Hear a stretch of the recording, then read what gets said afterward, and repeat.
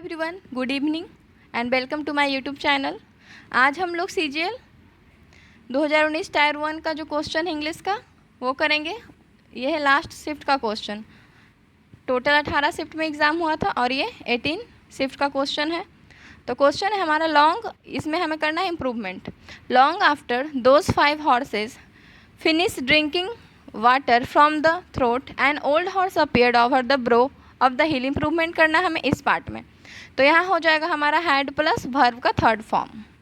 Had plus verb का third form होगा क्योंकि सेंटेंस क्या है, यहाँ पे स्टार्ट है लॉन्ग आफ्टर से। जब भी सेंटेंस का स्ट्रक्चर हो लॉन्ग आफ्टर से, बिफोर लॉन्ग से, इस तरह से अगर हमारा सेंटेंस स्टार्ट होता है तो हम यूज़ करते हैं स्ट्रक्चर हैड प्लस वर्ब के थर्ड फॉर्म का, जो कि है हमारे ऑप्शन ए में। सो ऑप्शन ए यहाँ पे करेक्ट है। नेक्स्ट क्वेश्चन है एंटोनिम का। इसमें एंटोनिम बताना है, अपोजिट वर्ड बताना है। ह्यूमन, ह्यूमन का मतलब होता है मानवीय। ह्यूमन का मतलब होता है मानवीय। इसका अपोजिट बताना है, वो हो जाएगा क्या, सिंपैथेटिक, लिविंग, काइंड या cruel.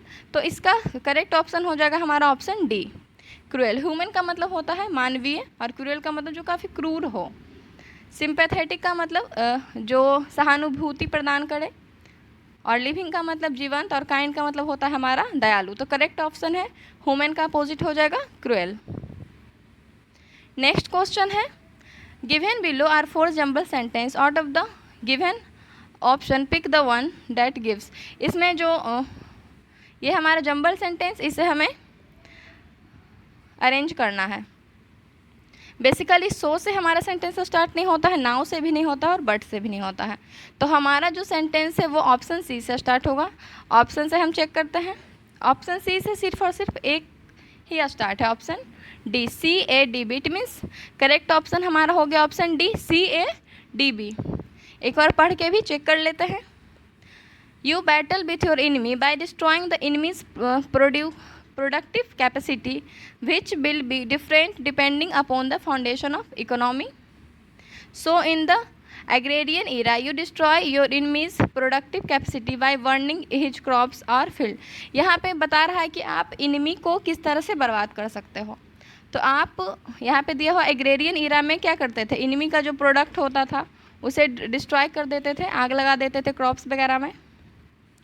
But in the industrial era, लेकिन इंडस्ट्रियल इरा में क्या हुआ, ending productive capacity meant bombing of the factories that are located in cities and main industrial areas. लेकिन इंडस्ट्रियल एरिया इरा में हुआ, इरा का मतलब होता है युग, समय। इंडस्ट्रियल इरा में क्या हुआ, लोगों का बदला लेने का थोड़ा सा जो चेंज हो गया।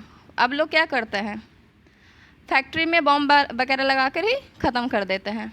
Now in the information era destroying the enemies productive capacity means destroying the information infrastructure. और अब इंफॉर्मेशन इरा में क्या हुआ, लोग एनिमी को बर्बाद करने के लिए क्या करते हैं, उनका जो इंफॉर्मेशन होता है, इंफ्रास्ट्रक्चर होता है, उसे डिस्ट्रॉय कर देते हैं। सो CADB is the correct here. Next है हमारा सिनोनिम रिलीफ। रिलीफ का मतलब होता है आराम। इमोशन का मतलब होता है भावना। एंगर का मतलब होता है गुस्सा। स्ट्रेस का मतलब होता है स्ट्रेस, एंग्जाइटी, परेशानी। तो इसमें बताना है इसका सिनोनिम क्या होगा, एड। एड का मतलब होता है मदद करना। तो रिलीफ का हमारा हो जाएगा एड। रिलीफ का मतलब भी होता है आराम, मदद, और एड का मतलब भी होता है सेम। तो यहाँ पे करेक्ट ऑप्शन हो गया ऑप्शन डी। नेक्स्ट क्वेश्चन है हमारा select the word which means the same as the group of the word given. ये हमारा वन वर्ड सब्स्टिट्यूशन का क्वेश्चन है। A building where grain is kept और स्टोर्ड। ऐसा बिल्डिंग जहाँ पे ग्रेन, ग्रेन का मतलब होता है अनाज, अनाज को रखा जाता है, स्टोर किया जाता है, उसे क्या कहते हैं, ग्रेट, ग्रैंड स्टैंड, ग्रीनरी या ग्रैनरी। तो उसे कहते हैं हम लोग, उसे कहते हैं ग्रैनरी। Option D. ग्रेट का मतलब क्या होता है, ग्रेट का मतलब होता है मेक नॉइज़। मेक नॉइज़ होता है ग्रेट का मतलब हल्ला करना। ग्रैंड स्टैंड का मतलब होता है वैसा जगह जहाँ पे ऑडियंस बैठती है, उसे कहते हैं ग्रैंड स्टैंड। और ग्रीनरी का मतलब होता है हरियाली। सो यहाँ पे हमारा करेक्ट हो जाएगा ऑप्शन डी। वैसा बिल्डिंग जहाँ पे अनाज को रखा जाता है, स्टोर किया जाता है, उसे ग्रैनरी कहते हैं। नेक्स्ट है फिलर का question. The popular leader is remarkable for the way in which he dash the qualities of a good politician and a world class thinker. तो यहाँ पे क्या हो जाएगा हमारा, कंडीशन, पोर्ट्रेट, कंट्रोल या सोज। यहाँ पे क्या होगा ये बताना है। The popular leader is remarkable, popular leader को क्यों याद किया जाता है, कैसे याद किया जाता है। Which he dash the quality of a good politician and a world class thinker, जो कि क्या दिखाता है, कंडीशन, पोर्ट्रेट, कंट्रोल या शो। यहाँ पे हो जाएगा शो। एक अच्छे लीडर को याद किया जाता है क्योंकि वो अच्छा क्वालिटी दिखाता है, अच्छा थिंकर होता है, इसलिए। तो ऑप्शन डी यहाँ पे करेक्ट है। कंडीशन का मतलब होता है परिस्थिति, पोर्ट्रेट का मतलब होता है चित्रण करना, व्याख्या करना, और कंट्रोल का मतलब होता है नियंत्रण करना। सो ऑप्शन डी यहाँ पे हमारा करेक्ट है। नेक्स्ट क्वेश्चन है, ये है हमारा कॉम्प्रिहेंशन। पहले इसे जल्दी से पढ़ लेते हैं। When you enter a restaurant you take your dash and you are served a glass of water, you take your dash to decide what you should order. When a dash appears you ask him the routine question dash do you have. The waiter will begin to decide dash day's menus, generally with nothing new in it, but you like to hear it all over again. यहाँ पे दिया, इस comprehension में basically बताया गया है कि आप रेस्टोरेंट में जाते हैं तो आपको किस तरह से सर्व किया जाता है। तो पहला फीलर है हमारा, when you enter restaurant you take your dash. जब आप रेस्टोरेंट में इंटर करते हैं तो आप क्या अपना टेक करते हैं, प्लेट, काउंटर या सीट। तो आप अपना seat, you take your seat and you are served a glass of water, आप अपना सीट ग्रहण करते हैं और आपको ग्लास ऑफ वाटर से सर्व किया जाता है। You take your dash to decide, तो क्या, वैलेट, पेन, टाइम या प्लेस। तो आप अपना क्या, आप अपना टाइम लेते हैं ये डिसाइड करने में व्हाट शुड यू ऑर्डर, कि आपको क्या लेना है। तो यहाँ पे हमारा क्या हो जाएगा, अब पहला हो जाएगा हमारा सीट और सेकेंड में है हमारा time. When a dash appears, जब कौन अपीयर होता है रेस्टोरेंट में, वेटर, क्लीनर, मैनेजर या फ्रेंड। तो रेस्टोरेंट में आप जाते हैं तो आपको वेटर दिखाई देता है, वेटर अपीयर होता है जब आप अपना सीट टेक करते हैं। A waiter appear, you ask him the routine question, आप उनसे रूटीन क्वेश्चन पूछते हैं। डैश डू यू हैव, आप उनसे पूछते हैं कि आपके पास क्या क्या है खाने को, कौन कौन सा आइटम है। व्हाट, व्हेन, हाउ या व्हाई। तो यहाँ पे हो जाएगा what, option A. What do you have, the waiter will begin to decide. तो वेटर क्या डिसाइड करता है, डिसाइड का मतलब होता है आपको बताता है, द, एन, ए या this. The waiter will begin to decide dash day's menu, waiter उस दिन का मीनू जो होता है, क्या क्या खाने में है वो सब आपको डिसाइड करता है, आपको बताता है। तो यहाँ पे हो जाएगा हमारा द हो जाएगा। द डेज रूटीन, उस दिन का क्या मीनू है, generally with nothing new in it, इसमें कुछ नया नहीं है, but you like to hear it all over again, लेकिन आपको ये सुनना पसंद होता है। नेक्स्ट क्वेश्चन है हमारा, इसमें ग्रामेटिकल एरर बताना है। It is raining heavily so you should take an umbrella but you will get wet, बहुत ज़्यादा बारिश हो रही है तो आपको अम्ब्रेला लेना चाहिए। तो यहाँ पे एरर कहाँ है, तो एरर है हमारे इस पार्ट में, यहाँ पे बट का यूज जो है सही नहीं लग रहा है। You should take an umbrella but you will get wet, तो यहाँ पे वट नहीं हो जाएगा, यहाँ पे हमारा हो जाएगा और। एरर है हमारे इस पार्ट में, ऑप्शन डी में एरर है। नेक्स्ट क्वेश्चन है ईडियम का, to take a back seat. Take a back seat का मतलब क्या होता है ये बताना है। टेक अ बैक सीट का मतलब होता है टू बिकम लेस इम्पॉर्टेंट और to give up control over things, to go through a short but unpleasant period of time, to lecture or criticize the person who is actually in control of something, to be less successful in one's effort। तो इन चार में से क्या होगा इसका correct.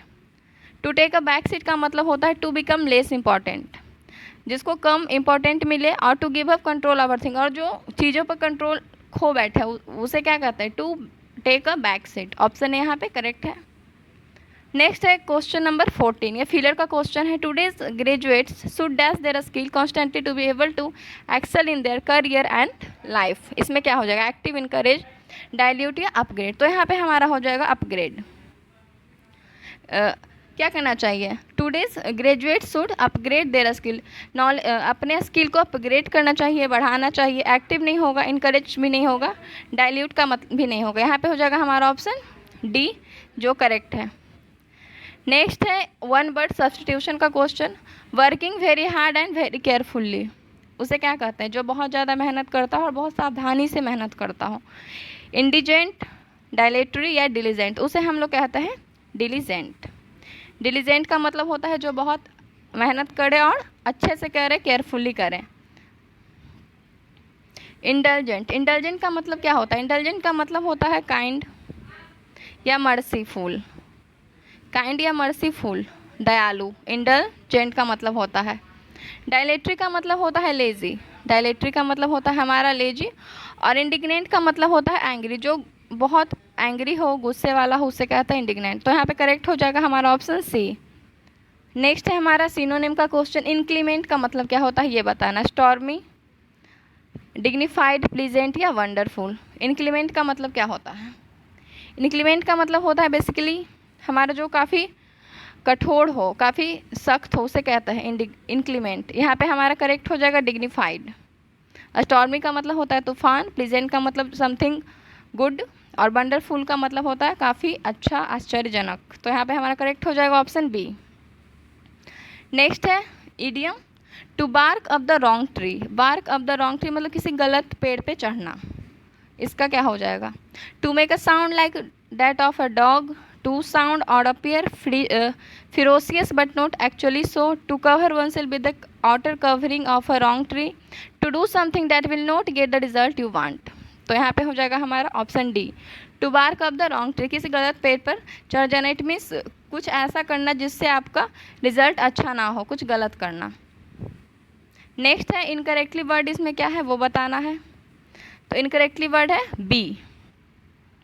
Grammatical सही है, professional सही, अकरेंस भी सही है। यहाँ पे हमारा बी जो ऑप्शन है वो रॉन्ग है। फैशनेट का स्पेलिंग ये होता है FASCINATING, फैशनेटिंग। फैशनेटिंग का मतलब होता है डिलाइटफुल। ऑप्शन बी यहाँ पे हमारा करेक्ट है। नेक्स्ट है जंबल सेंटेंस। देखते हैं ऑप्शन ए से, और मतलब यहाँ पे बी से स्टार्ट नहीं होगा हमारा सेंटेंस, ए, सी और डी से स्टार्ट होगा। ऑप्शन में बी नहीं दिया हुआ है, तो देखते हैं इसको एक बार पढ़ के अच्छे से चेक करके देखते हैं। They were all very bright and eager to learn and the sage were proud of them. One day he realise that he had imparted sufficient knowledge to his disciples. Once upon a time, a great sage had a group of obedient disciples. There was only one thing that he had not taught them, a special mantra that could bring the dead back to life। तो यहाँ पे पढ़ने से हमारा क्या हो रहा है? पता चल रहा है कि जब भी हमारा सेंटेंस स्टार्ट होगा वो सी से स्टार्ट होगा। ऑप्शन से देखते हैं, सिर्फ और सिर्फ एक ही ऑप्शन है जो सी से स्टार्ट हो रहा है। इट मीन्स हमारा ऑप्शन करेक्ट हो जाएगा ऑप्शन सी, CABD यहाँ पे करेक्ट है। पढ़ के भी चेक कर लेते हैं। Once upon a time a great sage had a group of obedient disciples. Disciples का मतलब होता है स्टूडेंट। बहुत पहले की बात है।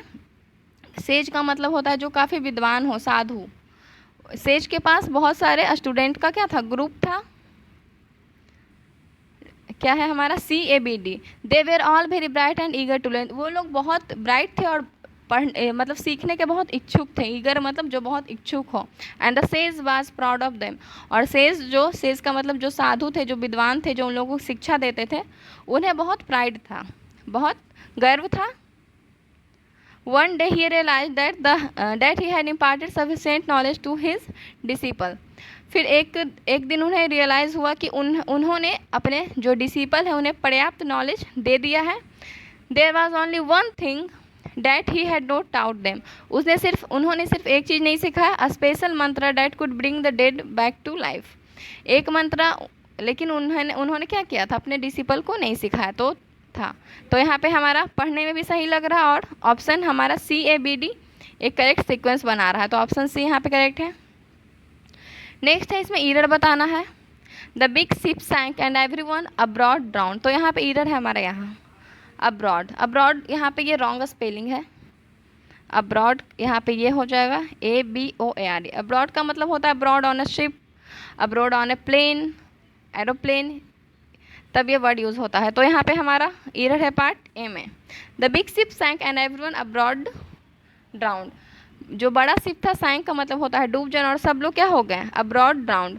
जो भी उस पर सवार थे, जो उस पर यात्री थे, वो लोग ड्राउन हो गए, डूब गए। यहाँ पे हो जाएगा ऑप्शन ए करेक्ट। नेक्स्ट है हमारा नरेशन का क्वेश्चन।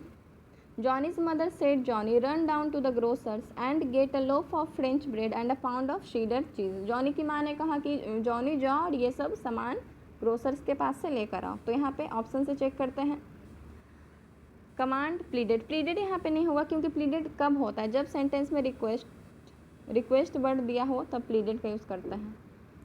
कमांड का भी यूज़ नहीं होगा क्योंकि उसकी माँ उसको ऑर्डर नहीं दे रही है। यहाँ बच गया ऑप्शन ए और ऑप्शन डी।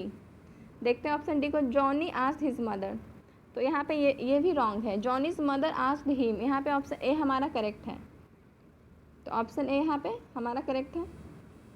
नेक्स्ट है इसमें जो अंडरलाइन सेगमेंट है उसमें इम्प्रूवमेंट करना है वो बताना है, तो यहाँ पे हमारा अंडरलाइन पार्ट है, you must go to the book fair if you are liking it और नोट, तो यहाँ पे बताना है सेंटेंस में एरर कहाँ है। तो ये सेंटेंस है हमारा फ्यूचर में और ये है हमारा कंटिन्यूअस में दिया हुआ। अगर सेंटेंस हमारा फ्यूचर में हो तो हम यहाँ पे बेसिकली प्रेजेंट का यूज़ करते हैं, तो यहाँ पे हमारा क्या हो जाएगा, you must go to the book fair if you are liking it और नोट, तो यहाँ पे हमारा हो जाएगा whether you like it, whether you like it. यहाँ पे ये भी रॉन्ग है, ये भी रॉन्ग है, ये भी रॉन्ग है। ऑप्शन हमारा ए यहाँ पे क्या है, करेक्ट है। नेक्स्ट देखते हैं, नेक्स्ट है हमारा एंटोनिम बताना। स्टॉल का मतलब होता है प्रशंसा करना, इसका अपोजिट हो जाएगा सेंशर। सेंशर का मतलब होता है निंदा करना। बॉरिश का मतलब होता है जो देहाती हो, रूड हो, अनसिविलाइज्ड हो, उसे कहता है। रियलिस्टिक का मतलब होता है वास्तविक, और एक्सपोजर का मतलब होता है किसी को एक्सपोज करना। हमारा यहाँ पे करेक्ट हो जाएगा सेंश्योर। एक्सटॉल का मतलब होता है प्रशंसा करना, सेंश्योर का मतलब होता है निंदा करना। नेक्स्ट है इसमें हमें करेक्टली वर्ड बताना है। अब्सेंस का मतलब होता है जो अब्सेंस हो, जो अनुपस्थित हो, जो वहाँ पे प्रेजेंट ना हो। प्रेजेंस का मतलब होता है उपस्थिति में। डिफिनिट का मतलब होता है निश्चित, तो यहाँ पे इनकरेक्ट जो वर्ड है वो है लेबोरेटरी। इसका करेक्ट वर्ड ये हो जाएगा, इसे इस तरह से लिखेंगे। लेबोरेटरी का मतलब होता है हमारा लैब, जहाँ पे एक्सपेरिमेंट वगैरह करते हैं उसे कहते हैं। ऑप्शन बी यहाँ पे करेक्ट है। नेक्स्ट है इसमें पैसिव, ये वॉइस का क्वेश्चन है।